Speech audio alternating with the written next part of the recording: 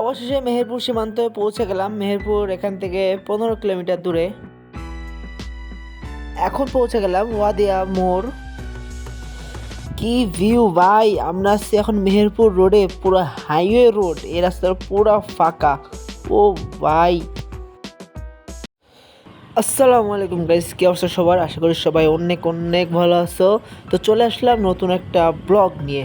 তো আজকের ব্লগটা একটু ঘোরাফেরা করতে যাচ্ছি। আজকে যাচ্ছি একটু আমাদের মেহেরপুর জেলায়, আর একটু ঘুরতে। আর সাথে আছে কে? সাথে আছে আমার আব্বু। আর সকাল ভোরবেলা বেরোইছি যাতে রাস্তাটা ফাঁকা থাকে, আর গাড়ির লাইসেন্সটা নাই যাতে গাড়ি না ধরে পুলিশ, এই কারণে সকাল সকালে বেরোইছি। তো চলো ভিডিওটা শুরু করা যাক and enjoy the let's start the video.